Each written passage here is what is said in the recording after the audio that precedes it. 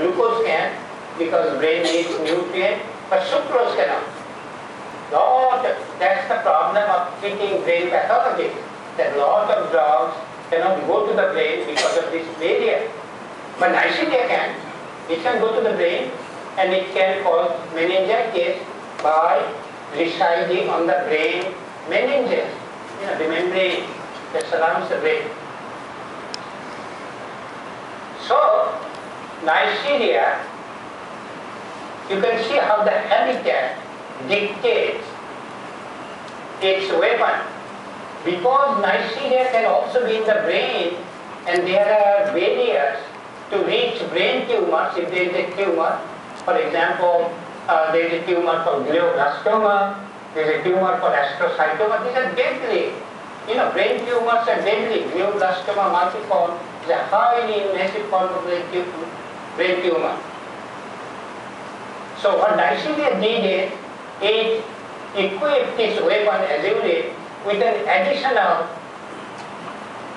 moiety to make its weapon really strong, so that when it's in the brain, that weapon can cross any barrier to go and attack the brain tumor. And you can see, this is the same entry experiment. See this? So this is in Anand 229, which is a glioblastoma cell line. See, azurine doesn't enter, but look at the Neisseria azurine called LAD, because it's lipidated azurine, it enters. And if you take that 39 amino acid epitope called an H8 epitope and put it in the pseudomonas originus azurine in the N-terminal, now it will enter. You can see that the same thing about brain. So you can give an injection of a green fluorescent tag azurine. If it's a green fluorescent tag azurine, you can give a peritoneal injection to the mice, wait for a day, next day kill the mice, isolate the brain, and see if azurine given in the peritoneum can actually go to the brain. And you will see that azurine cannot, but see that it does. And if you put the H8 epitope in the N-terminal azurine, see how much of it goes to the brain. It can cross the blood-brain barrier, and then you can show that it has much higher cytotoxicity for the brain tumor than azurine alone. So what I'm trying to say is that you can see that bacteria are not stupid. They think that if they are in a place where the tumor might come, they will fight it depending on the nature of their habitat. So can I? Okay. They will find out that azurine has not only activity against cancer, but it also has activity against malaria. And the reason you do that is because this is called SPR, surface plasmon resonance experiment. So if you look at the structure of azurine, you will see that it has good deal of similarity with a protein called MSP119, which is expressed by the malarial parasite called Plasmodium falciparum. And you will scratch your head and you will see azurine has structural similarity with MSP119. What does it mean? And then you say, maybe azurine, because of the structural similarity, will form a complex with MSP119 and inactivate it. Meaning MSP119 is used by Plasmodium falciparum to go inside RBC. So by binding and preventing the invasion, azurine could prevent the malarial parasite. So this is what's called parasitemia experiment, growth of the malarial parasite in RBC, and you can see it's strongly inhibited. Okay. It has also anti-HIV/AIDS activity. And again, the rationale was the same, that these are surface plasmon resonance experiment. Just to quickly tell you that azurine also has structural similarity with CD4, which is a receptor on the T cells that allow HIV to enter. But azurine, do you remember what I said? No, I haven't told you yet, preventive activity. But azurine has some very interesting property. So you can see that these are the effects of azurine as a function of concentration in micromolar against three strains, wild types of HIV. One is called BAL. This is the Indian strain. This is the African strain, and is the European strain. And you can see that it inhibits from 80 to almost 95% of HIV growth of different strains when included in the acid. So the point I try to make so far is that azurine has multiple activity against cancers, viruses such as HIV/AIDS, and malarial parasite. It may, for all I know, might have activity against gluten virus, which has been checked, or dengue, or whatever. I mean, we just take those three because that's enough for us to make the point that azurine, if it works out as a drug, will be used against multiple diseases, particularly if you look at HIV/AIDS. People whose immunity goes down because of HIV/AIDS become very vulnerable to infection, bacterial infection, parasitic infection, malarial parasite is one of them, but also cancer, like sarcoma. So if you have a single drug, and if you have a HIV patient with malarial infection and sarcoma, you can use a single drug to treat multiple diseases. No such drug exists. So the ultimate question is, will it work? So at this time, we found out that azurine, remember what I said, that azurine in mice will actually attack, human tumors like breast or melanoma in live mice, and reduce and kill them to the extent of 60 to 85%. Then we found out that azurine also can potentially prevent cancer. And how do we know that? So you can take mouse mammary cells, these are normal mouse breast cells, normal cells, and you can grow them in presence of certain hormones. Because they are normal cells, unlike cancer cells, they grow very slowly. But then you add a carcinogen called DMBA, dimethyl benzanthracene, a potent carcinogen. DMBA and in normal mouse mammary cells, if you look under the microscope, they look like this. But if you add DMBA, DMBA will induce what's called precancerous lesions. You can see it in the microscope. See those lesions? If you take them out and grow them, they will become a tumor. So carcinogens induce precancerous lesions that potentially will become a tumor. That's how they induce tumors. So in this assay, if you include either azurine or a peptide that we will talk about called P28, 28 amino acid peptide from the N-terminal of azurine, you see both azurine 67% inhibition, but P28 can cause 67-75% inhibition.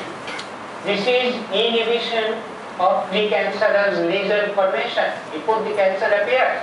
Azurine will try to stop the cancer to proceed.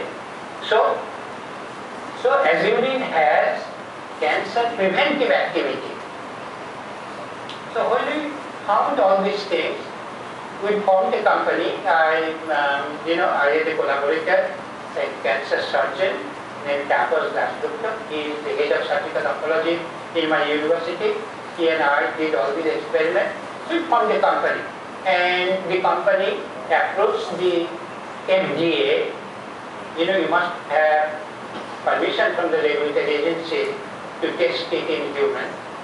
And the FDA told the company, don't use azurine initially because it's a protein.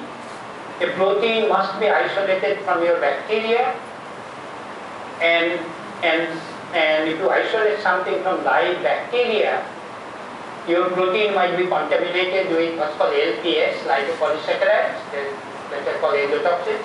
They are quite toxic, and that will require stringent regulation.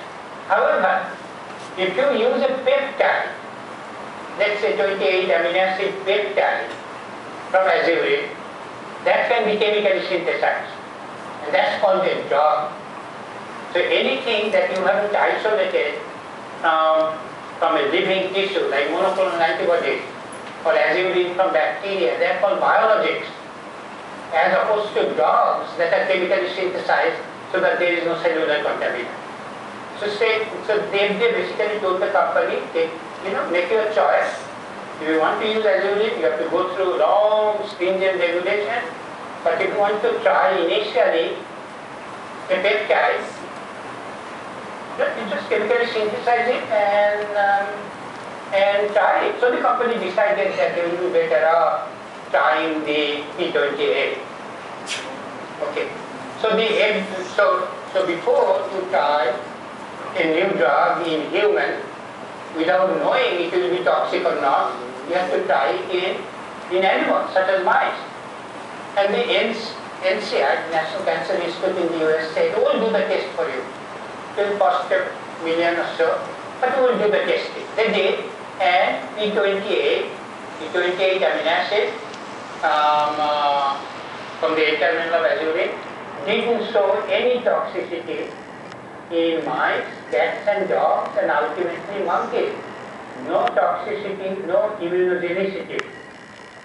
So NCR and the company went back to the FDA and said, no toxicity in animals, including monkeys.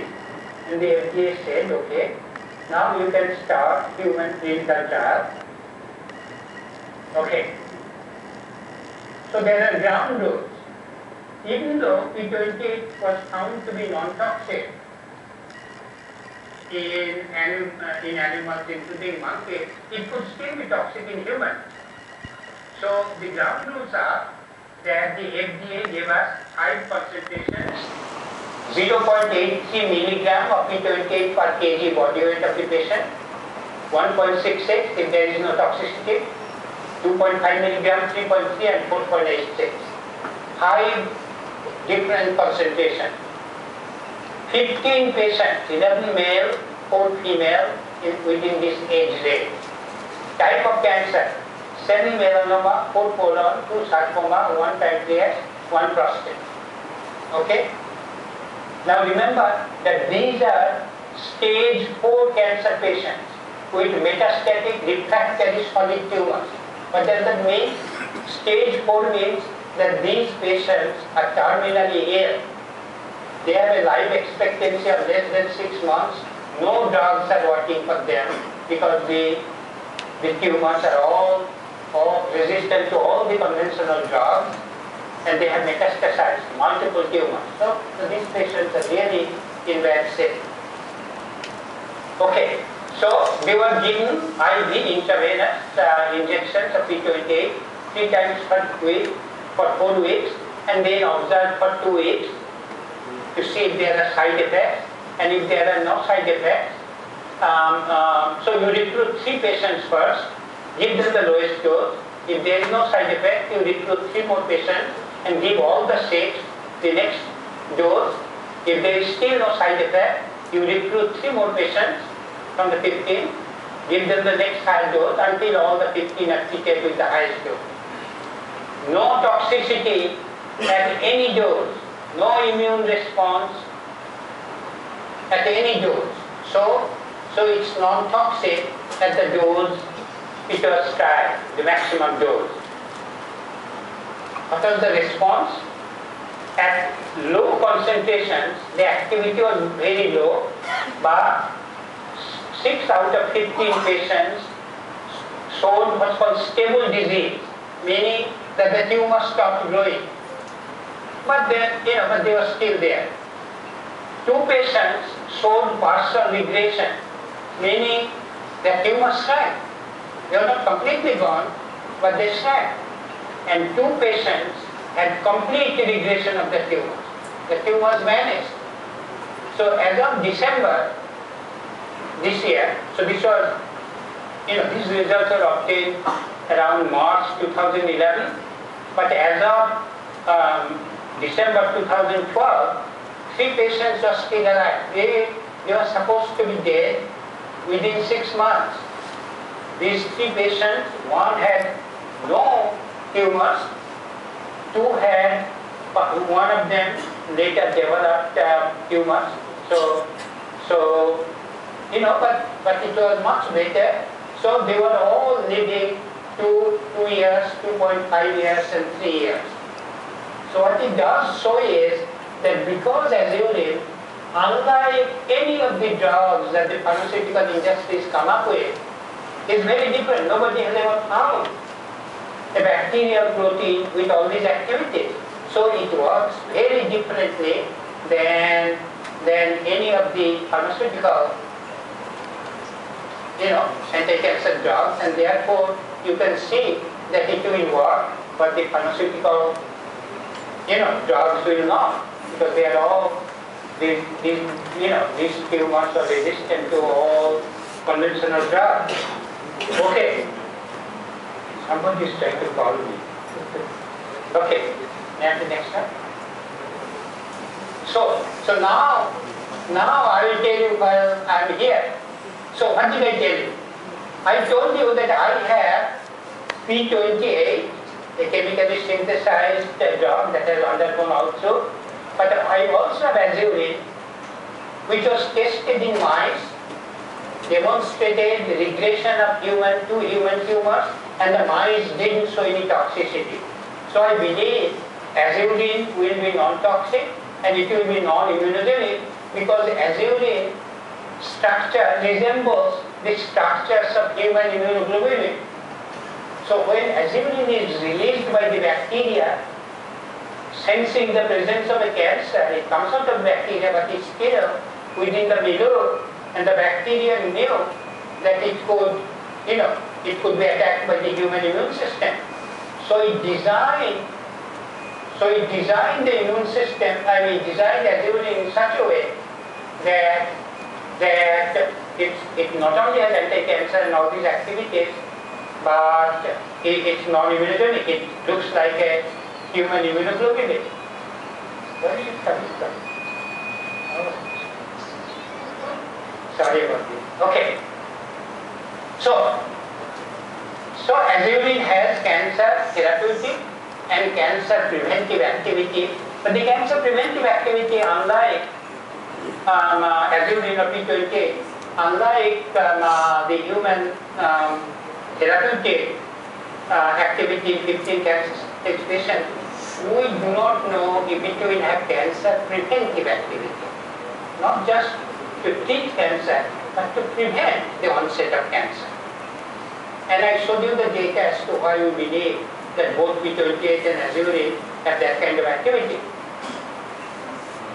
So how do we show that azurin actually has cancer preventive activity? So what we can do is, we can take male CBL mice and give them this potent carcinogen called 4-nitroquinolone 1-oxide.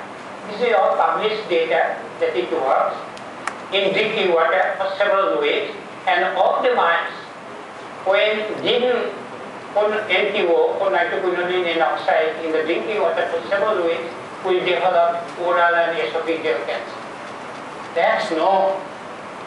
So we can take this, so we can, here, for example, we can buy some of these mice. They're not nude mice, they're just severe mice that you can buy. And we can give the NTO, we can just repeat this, and at various times, either during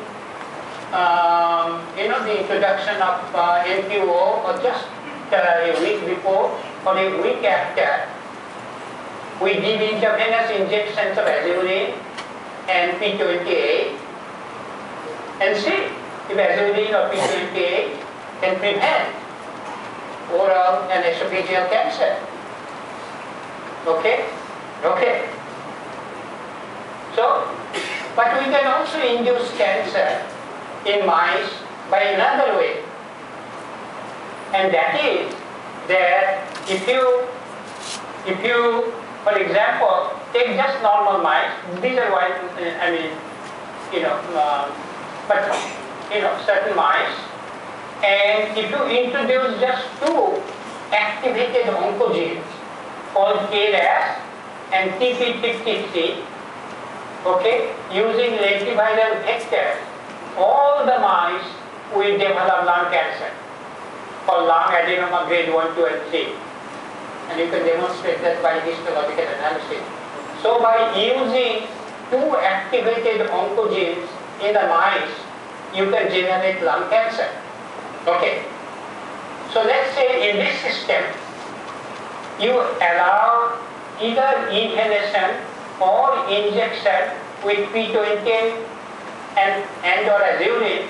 At the same time, you introduce the KRAS and TP53 through lentiviral vector and ask, will the presence of P20 or azurine in the lung? You can use, just like asthma patients do, you can use inhalation therapy to allow P20 to go to the lung, and then introduce these two mutations. These mutations will cause lung cancer, but if azurine or P20 is already there, either through inhalation or through injection, we need to be able to prevent lung cancer. That can be easily tested here at IVRI. Okay? Okay. So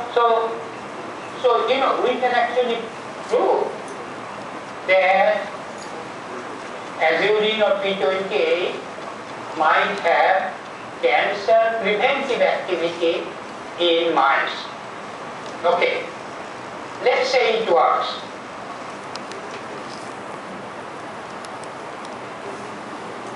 Okay. So we said that we take KRAS lentiviral vector and give inhalation or injection P28 or azurine. But we can also, remember, P28 is a peptide, we can fuse it with a mouse gene such as, let's say, serum albumin gene. So that P28 peptide will be expressed in mouse as a fusion protein, or you can express the azurine gene through lentiviral vector. So we are no longer giving an injection, we are no longer giving an inhalation therapy. We are saying we will express the azurine gene while expressing the KRAS TP53 gene in mice and see if expression of the azurine gene will prevent lung cancer. Okay? We haven't done this experiment, but they're highly doable. There's a lab called Jackson Lab that does it all the time. And all we do is to ask Jackson Lab to do the mice experiment, but also using lentiviral vector, allow azurine expression so that we don't have to give any drug. Azurine will be expressed in the mouse genome and guard the mouse genome against cancers that will be induced through KRAS TP53. And now the fiction begins. We are actually writing a book on this. And now the fiction begins. Let's say it works. That expression of azurine from the mouse genome when the KRAS TP53 are introduced will prevent lung cancer. Let's assume. Okay. Then, what about humans? Now think about this. So there is something called gene therapy. Okay? And now I have to give you an example. So that I told you that people can get cancer by acquiring mutation from their parents. So there are a lot of women everywhere who get breast cancer because of genetic inheritance from the mother of two mutations called breast cancer 1, breast cancer 2. So there are two genes called tumor suppressor genes called BRCA, BRCA1, BRCA2. They are tumor suppressors. They protect from breast cancer. But there are certain mutations that will take out that protection, and women or men who inherit BRCA1, BRCA2 mutations will get breast cancer 90% of the time. If they don't have the mutation, women have a 10% chance of getting breast cancer. If they inherit those mutations from their mother, they will have a 90% chance. So very strong chance that they will get breast cancer. Okay. So the invention of BRCA1, BRCA2 genes was done at the University of Utah. But there is a company called Media Genetics that patented. They filed 7 patents, and they were issued the 7 patents, which gave them monopoly for 20 years to conduct the BRCA1, BRCA2 mutation testing. So let's say there is a girl, let's say 25 years old, with a family history of breast cancer. Her mother had breast cancer, her grandmother had breast cancer, some of her aunts had breast cancer, and her friends or her physician says, give her the name, Erin, and say, Erin, you have a family history of breast cancer. You should go and get yourself checked. Okay? Normally, checking of your mutations would be done by any clinician. Lot of human genetic diseases are screened by lot of physicians. But because Media Genetics owns the patent, they wouldn't allow any clinician to do the testing. They will be the only one to do the testing, and they charge an enormous amount of money, $3,400, to test for mutation, which lot of poor women with family history of breast cancer won't be able to go. But they will somehow do it. So our fictional 25-year-old girl, Erin, she goes to Media Genetics, pays $3,400, and Media says, yes, you have the mutation. Okay. So now she comes back home and she says, what do I do now? She has a 90% chance that she will have either breast or ovarian cancer. BRCA1, BRCA2 will produce either, those mutations will produce either breast or ovarian cancer. Breast, she could presumably find out and do something at some point in time. But if there is an ovarian cancer, there will be no symptoms. So the only time she will find out is when it has metastasized, and then there is no recourse. Okay.